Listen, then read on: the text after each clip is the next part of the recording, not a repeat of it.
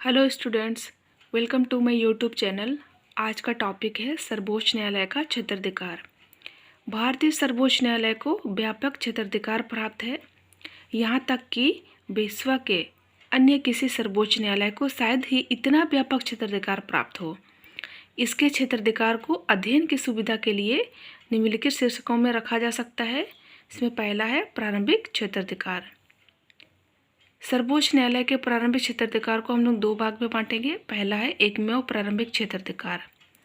एकमेव प्रारंभिक क्षेत्राधिकार का अर्थ होता है उन विवादों से है जिनकी सुनवाई भारत के सर्वोच्च न्यायालय द्वारा ही की जा सकती है। उन्हें इससे पूर्व तो इससे पहले किसी दूसरे न्यायालय में पेश नहीं किया जा सकता। तो इस प्रकार के विवाद हम निम्नलिखित हो सकते हैं। इसमें पहला है भारत सरकार तथा एक या अधिक राज्यों के बीच विवाद।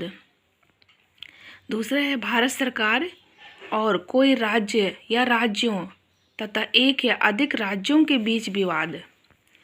तीसरा है 1973 में राष्ट्रपति उपराष्ट्रपति निर्वाचन अधिनियम के द्वारा राष्ट्रपति और उपराष्ट्रपति निर्वाचन से संबंधित मामलों को इसी श्रेणी में रखा गया है। व्यक्तियों, समुदायों और स्थानीय निकायों से संबंधित कोई भी विवाद में सर्वोच्च न्यायालय को प्रारंभिक क्षेत्राधिकार प्राप्त नहीं है। अब बी नंबर है उसी का, सामर्थ्य प्रारंभिक क्षेत्राधिकार। मौलिक संबंधी विवाद में सर्वोच्च न्यायालय को सामर्थ्य प्रारंभिक क्षेत्राधिकार प्राप्त है।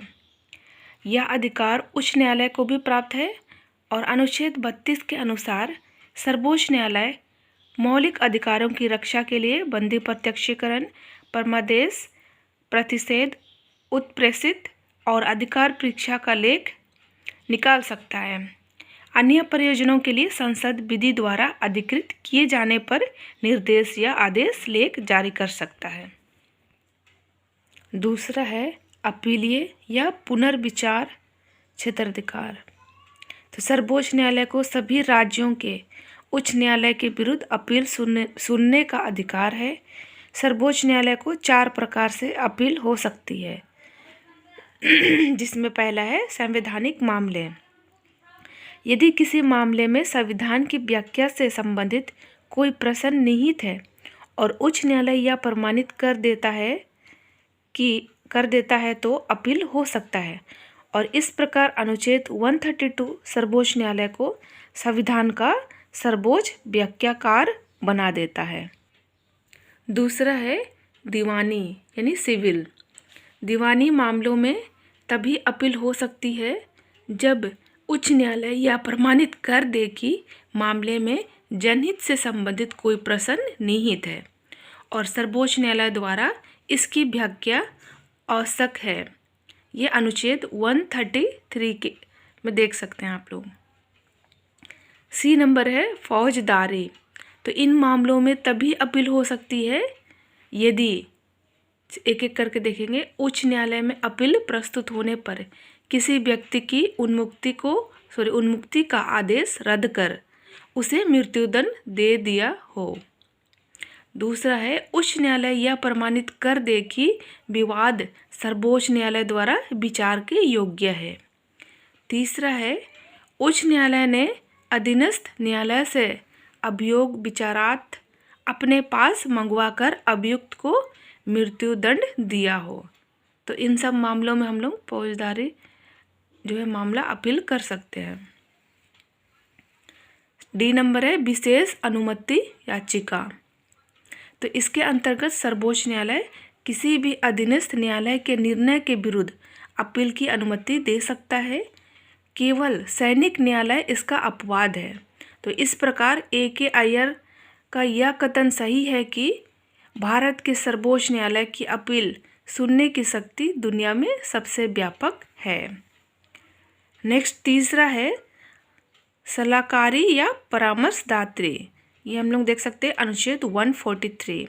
तो इसके अंतर्गत राष्ट्रपति जो है सर्वोच्च महत्व के किसी भी मुद्दे पर सर्वोच्च न्यायालय परामर्श मांग सकता है और सर्वोच्च न्यायालय परामर्श देने के लिए बाध्य नहीं है, लेकिन इसका एक अपवाद है।